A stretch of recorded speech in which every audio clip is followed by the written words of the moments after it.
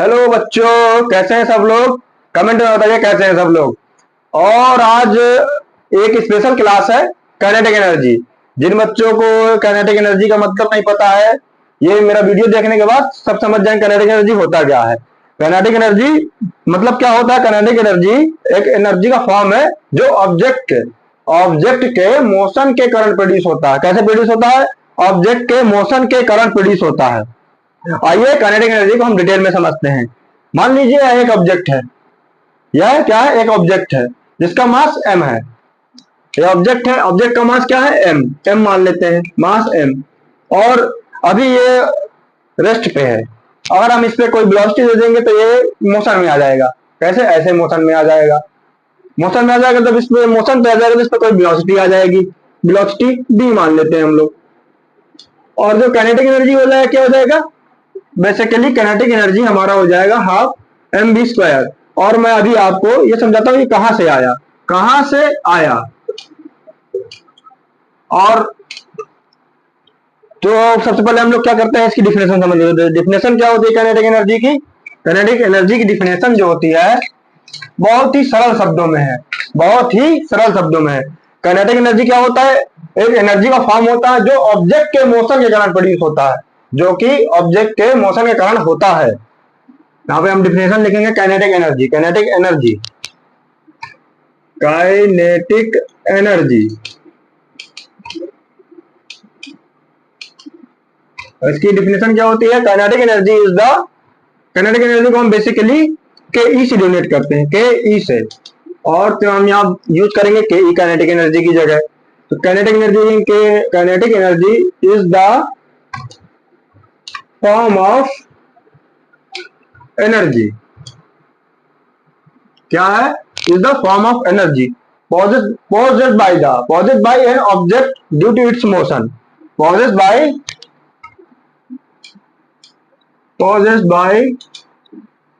an object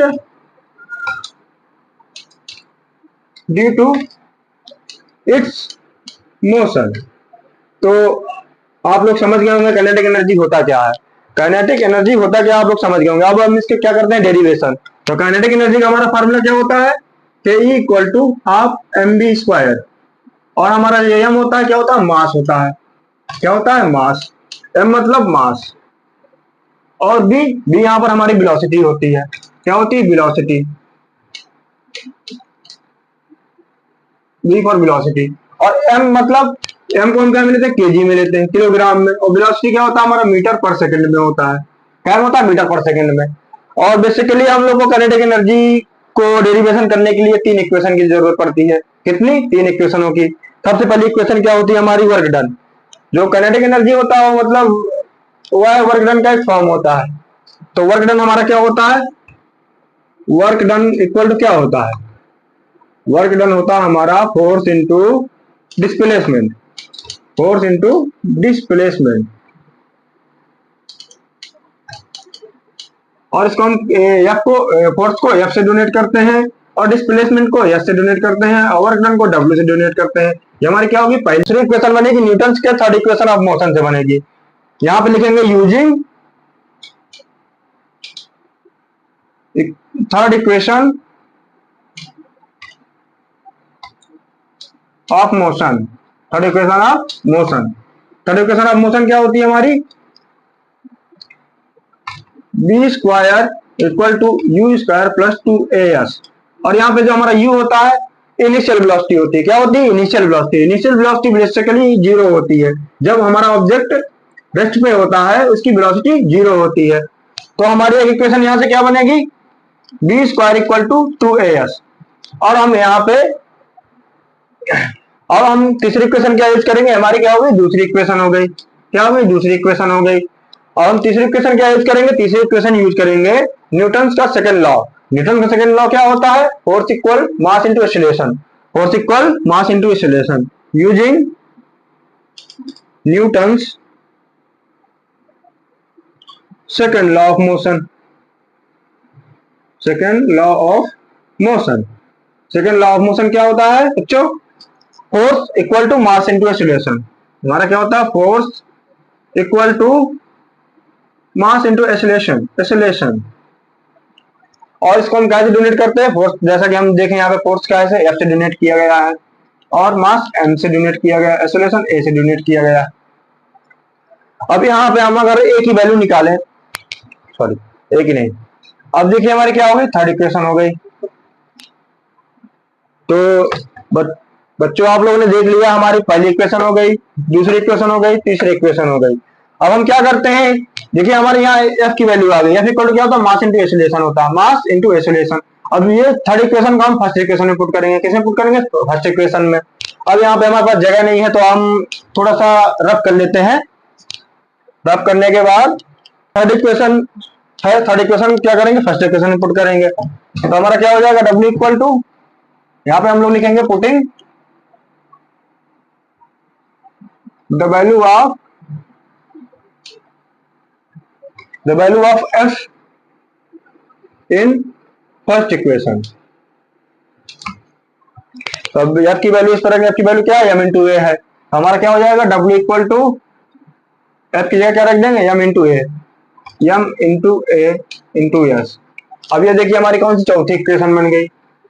जो हमारी fundamental equation थी पहली, दूसरी, तीसरी, अब हमारे क्या चौथी इक्वेशन बन गई। चौथी इक्वेशन में आप क्या करेंगे, इस इक्वेशन में हम टू ए एस मतलब ए एस की वैल्यू, ए इंटू एस की वैल्यू निकालकर इसमें पुट करेंगे। तो इसमें फिर लिखेंगे हम लोग पुटिंग द वैल्यू ऑफ, और यहाँ पे हम लोग इसकी वैल्यू सॉल्व कर लेंगे। हमारा जो a इंटू एस की वैल्यू हो जाएगी बी स्क्वायर बाई 2 हो जाएगी। तो यहाँ पे हम लोग क्या करेंगे, W में W इक्वल टू एस की जगह क्या रख देंगे, m into v square by 2। और जो हमारा वर्क डन क्या होता है, वो एनर्जी के इक्वल होता है। एनर्जी मतलब काइनेटिक एनर्जी के इक्वल होता है, काइनेटिक एनर्जी के इक्वल होता है। तो ये हमारा क्या बन गया, के ई बन गया। के ई इक्वल टू क्या हो जाएगा, हाफ एम बी स्क्वायर। ये यहां से हमारा काइनेटिक एनर्जी का फार्मूला प्रूफ हो गया। और काइनेटिक एनर्जी का ऐसा यूनिट क्या होता है, काइनेटिक एनर्जी का ऐसा यूनिट जो होता है वो जूल होता है। जूल मतलब वर्क डन। और इसकी दो स्टैंडर्ड यूनिट होती है। काइनेटिक एनर्जी की जो ऐसा यूनिट होती है, ऐसा यूनिट ऑफ काइनेटिक एनर्जी होती है हमारी जूल। और इसको हम क्या लिख सकते हैं, जूल के अलावा इसको लिख सकते हैं केजी मीटर स्क्वायर पर सेकंड स्क्वायर। तो ये हमारा यहां से इसकी एसआई यूनिट हो गई। और यह एक this is a scalar quantity, scalar quantity. और स्केलर क्वांटिटी मतलब क्या होता है, स्केलर मतलब होता है जिसमें मैग्नीट्यूड और डायरेक्शन दोनों हो। क्या क्या हो, मैग्नीट्यूड और डायरेक्शन। अब आप हमें कमेंट में बताएं कि कहां पर, किस पार्ट में आपको समझ में नहीं आया है, और हमको कि कहां पे समस्या है, कहां पे समझ में नहीं आया। वैसे मुझे लगता है सारा कुछ समझ में आ गया होगा, इतनी आसान तरीके से आपको कोई नहीं समझाया, इतना आसान तरीके से मैंने समझाया। अगर आप चाहते हैं कि इसका प्रैक्टिकल करके दिखाएं तो वीडियो पे कमेंट करें, यहाँ इसका प्रैक्टिकल यस कमेंट करें, यस कमेंट करेंगे आपको इसका प्रैक्टिकल भी मिल जाएगा। तो धन्यवाद, और फिर अगले वीडियो में मिलते हैं आपको कोई दूसरे टॉपिक के।